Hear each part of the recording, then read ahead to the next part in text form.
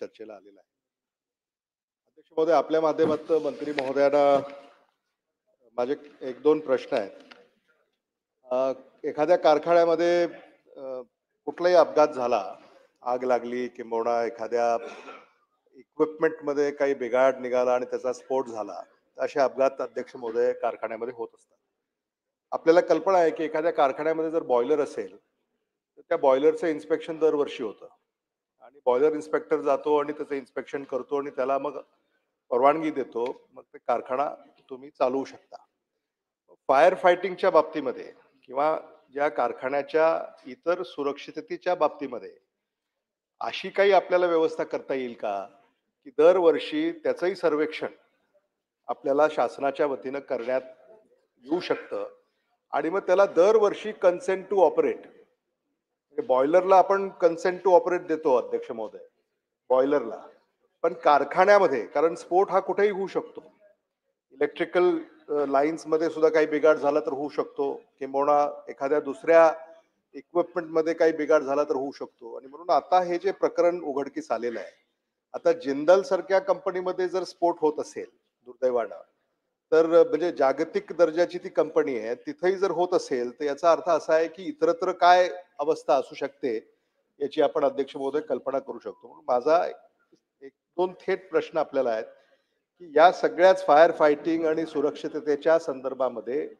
आपण दरवर्षी एक अनिवार्य सर्वेक्षण शासनाच्या वतीनं करण्याची काही व्यवस्था करणार का, जेणेकरून कारखान्यालाच कन्सेंट टू ऑपरेट सुरक्षिततेच्या बाबतीमध्ये घ्यावी लागेल, जेणेकरून किमान अशा अपघातांवर नियंत्रण येऊ शकेल किंवा येणाऱ्या काळामध्ये आगीमुळं स्फोटामुळं कारखान्यांमध्ये जी जीवितहानी होते त्याच्यावर काहीतरी म्हणजे आपल्याला मर्यादा आणता येईल किंवा एखाद्या कामगाराच्या चुकीमुळं किंवा त्याच्यामुळं काही घडलं तर ते तुमच्या चौकशीमधनं निष्पन्न होईलच, पण कारखान्याच्या वेळेत काम न केल्यामुळं जर एखाद्या कामगाराला मृत्युमुखी पडावं लागत असेल तर ही बाब गंभीर आहे.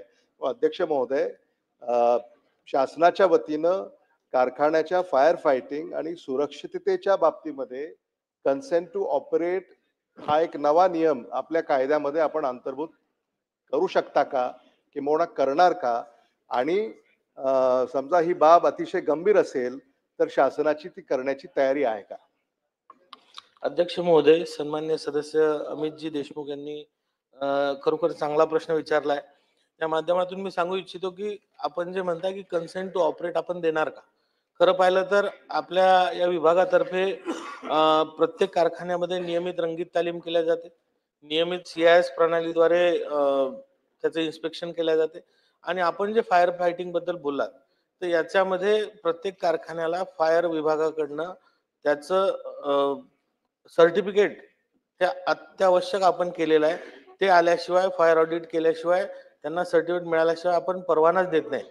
नाही नाही तर अशामध्ये जेव्हा CIS प्रणालीमध्ये आणि मॉक ड्रिलमध्ये आपण जेव्हा तिथे इन्स्पेक्शन करतो तर तेव्हा आपण तिथल्या फायर फायटिंगच्या यंत्रणेची सुद्धा तपासणी करतो आणि ती योग्य रीतीने चालू आहे की नाही याची खातरजमा केल्या जात असते. आणि जिंदाल पॉलिफिल्म्स मध्ये जेव्हा ही घटना घडली तर तिथली जी फायर फायटिंगची यंत्रणा होती ती पूर्णपणे चांगल्या रीतीने कार्यरत होती आणि त्याच्या माध्यमातूनच ती आग विझवण्यात मोठ्या प्रमाणात यश आलं. त्यामुळे कन्सेंट टू ऑपरेटचा हा जो विषय आहे ते केल्यामुळे पुन्हा जो भार आहे तो यंत्रणांवर वाढणार आहे. आणि आपण नाही, कारण काय आपल्याला माहिती आहे की फायर विभागाकडे तसेच कर्मचारी कमी आहेत आणि आपल्या विभागात स्वतंत्र विभाग सुरक्षा आणि आरोग्य संचालनालयाद्वारे तपासण्यात येते. हा एक नवा मुद्दा आहे, शासनाने याचा विचार करावा. ते काय आपल्या विभागाने करावा असं आमचं म्हणणं नाही, पण शासनाच्या व्यवस्थेतून त्याचा विचार करावा अशी माझी विनंती आहे. आपल्या सूचनेनुसार निश्चित तपासून आम्ही याच्यावर विचार करू. बोला रामभाऊ. हा अध्यक्ष